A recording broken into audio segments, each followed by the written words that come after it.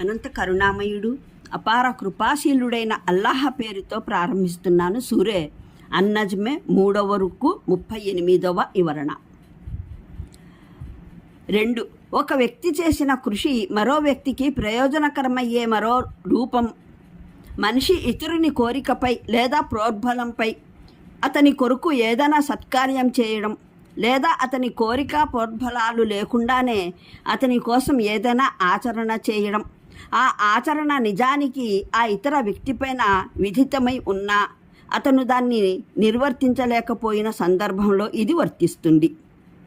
దీని గురించి హన్ఫీ ధర్మవేత్తల అభిప్రాయం ఏమిటంటే ఆరాధనలు 3 విధాలు. 1 స్వచ్ఛంగా శారీరకమైంది, ఉదాహరణకు నమాజ్. 2వది ఆర్థికమైంది, ఉదాహరణకు జకాత్. 3వది ఆర్థికము శారీరకము మిశ్రమమైంది, ఉదాహరణకు హజ్. వీటిలో మొదటి విధానానికి ప్రాతినిధ్యం సాధ్యం కాదు. ఉదాహరణకు ఒక వ్యక్తి తరపున మరో వ్యక్తి ప్రతినిధిగా నమాజ్ ఆచరించలేడు. 2వ విధానానికి ప్రాతినిధ్యం సాధ్యమే. ఉదాహరణకు భార్య నగలకు గాను భర్త జకాత్ చెల్లించగలడు. 3వ విధానానికి ప్రాతినిధ్యం చెల్లాలంటే అసలు సంబంధిత వ్యక్తి అతని తరపున ఆ ఆచరణ చేయబడుతున్నప్పుడు తన విధిని నిర్వర్తించడానికి తాత్కాలికంగా కాదు శాశ్వతంగా ఆసక్తుడైపోయి ఉండాలి. ఉదాహరణకు మారు హజ్ బదల్ అన్నది. స్వయంగా హజ్ యాత్రకు వెళ్ళగలగటానికి వీలు లేని వ్యక్తి మున్ముందు కూడా అతను దానికి శక్తి పొందగలిగే వీలు ఆశ లేని వ్యక్తి తరపున హజ్ చేయడం సాధ్యమవుతుంది. మాలికీ షాఫీ కూడా దీన్ని అంగీకరిస్తారు.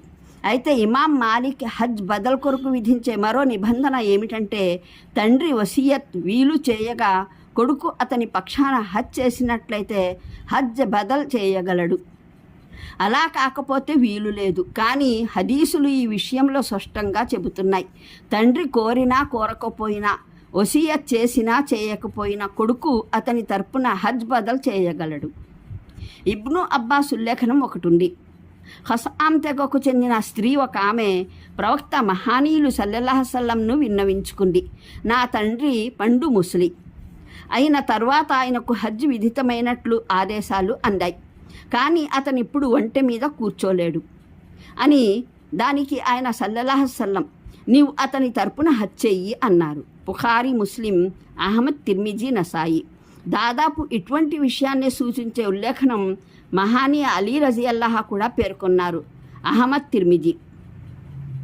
హజరత్ అబ్దుల్లా బిన్ జుబైర్ రజియల్లాహ్ హసామ్ తెగకు చెందినవాడే అయినా ఒక పురుషుని గురించి ప్రస్తావించారు. అతను తన తండ్రి విషయంలో ఇదే ప్రశ్న అడిగాడు. అప్పుడు ప్రవక్త శ్రీ సల్లల్లాహు అలైహి వసల్లం అడిగారు, నీవు అతని జ్యేష్ఠ కుమారుడివా అని. అతను అవునని సమాధానం ఇచ్చాడు. నీవేమంటావు? నీ తండ్రి రుణగ్రస్తుడై నీవు దాన్ని చెల్లిస్తే అది చెల్లుబాటు అవుతుందా? అవును అవుతుంది అని అతను పలకగా, అంతే, నీవు అతని పక్షాన హజ్ కూడా చేయవచ్చు. అహ్మద్, నసాయి. ఇబ్ను అబ్బాస్ రజియల్లాహ్ ప్రకారం జుహేనా తెగకు చెందిన ఒక స్త్రీ వచ్చి నా తల్లి హజ్ చేయాలని మొక్కుకుంది. కానీ ఆవిడ దానికి ముందే మరణించింది. ఇక నేను ఆవిడ తరపున హజ్ చేయవచ్చా అని అడిగింది. దానికి దైవ సందేశారులు సల్లల్లాహు అలైహి వసల్లం నీ తల్లి రుణగ్రస్తురాలై ఉంటే నీవు దాన్ని చెల్లించగలిగే దానివి కావా? అదేవిధంగా మీరు దేవుని హక్కును సైతము నిర్వర్తించండి. అల్లాహకు చేసిన వాగ్దానాన్ని నెరవేర్చడానికి అల్లాహ్ ఇతోధికంగా అర్హుడైన వాడు అని బదులిచ్చారు. బుఖారీ, నసాయి. బుఖారీ ముస్నద్ అహ్మద్లోని మరో ఉల్లేఖనం ప్రకారం ఒక పురుషుడు వచ్చి తన సోదరి విషయంలో అదే ప్రశ్న పైన అడిగిన దాన్నే అడిగాడు. ప్రవక్త శ్రీ సల్లల్లాహు అలైహి వసల్లం అతనికి ఇదే సమాధానం ఇచ్చారు. ఈ ఉల్లేఖనాల ద్వారా ఆర్థిక, శారీరక మిశ్రమ ఆరాధనలలో ప్రాతినిధ్యపు అతి స్పష్టమైన ఆధారం దొరుకుతుంది. పోతే స్వచ్ఛంగా శారీరక ఆరాధనల విషయంలో కొన్ని హదీసులున్నాయి. వీటి ద్వారా ఇటువంటి ఆరాధనలలోనూ ప్రాతినిధ్యం సాధ్యమన్న విషయం రుజువవుతుంది. ఉదాహరణకు ఇబ్ను అబ్బాస్ ఉల్లేఖనం. అందులో జుహేనా తెగకు చెందిన ఒక స్త్రీ ప్రవక్త శ్రీ సల్లల్లాహు అలైహి వసల్లంని అడిగింది. నా తల్లి రోజారతం పాటిస్తానని మొక్కుకుంది. దాన్ని నెరవేర్చకుండానే మరణించింది. నేను ఆమె తరపున రోజారతం పాటించవచ్చా అని. ప్రవక్త శ్రీ సల్లల్లాహు అలైహి వసల్లం దానికి సమాధానంగా ఇలా పలికారు, ఆవిడ తరపున నీవు రోజా పాటించు. బుఖారీ, ముస్లిం, అహ్మద్, నసాయి, అబూ దావుద్. అలాగే హజరత్ బురేదా ఉల్లేఖనం ప్రకారం ఒక స్త్రీ తన తల్లిని గురించి అడిగింది. ఆమెకు 1 నెల లేదా మరో ఉల్లేఖనం ప్రకారం 2 నెలల రోజారతాలు విద్యుక్తమై ఉండేవి. తాను ఆ రోజాలు పాటించవచ్చా అని ఆయన సల్లల్లాహు అలైహి వసల్లం ఆవిడకు కూడా అనుమతినిచ్చారు. ముస్లిం, అహ్మద్, తిర్మిజీ, అబూ దావుద్. హజరత్ ఆయిషా రజియల్లాహు ఉల్లేఖనం ప్రకారం ప్రవక్త శ్రీ సల్లల్లాహు అలైహి వసల్లం ఇలా సెలవిచ్చారు, ఒక వ్యక్తి మరణించగా దానిపైన కొన్ని రోజాల భారం ఉన్నట్లయితే అతని తరపున అతని వారసుడు రోజా పాటించాలి. బుఖారీ, ముస్లిం, అహ్మద్, బజ్జార్ ఉల్లేఖనంలో ప్రవక్త శ్రీ సల్లల్లాహు అలైహి వసల్లం పలికిన పదాలు అతని వారసుడు కోరుకుంటే అతని తరపున ఈ రోజాలు పాటించవచ్చు అన్నవి. ఈ హదీసుల మూలంగానే అసహాబు హదీస్ ఇమాం ఔజాయి జాహిరియా శారీరక ఆరాధనల్లో ప్రాతినిధ్యం ధర్మబద్ధమే అని అభిప్రాయపడతారు. కానీ ఇమాం అబూ హనీఫా, ఇమాం మాలిక్, ఇమాం షాఫియీ, ఇమాం జైద్ బిన్ అలీల తీర్పు ఏమిటంటే మృతుని పక్షాన రోజా పాటించ వీలు లేదు.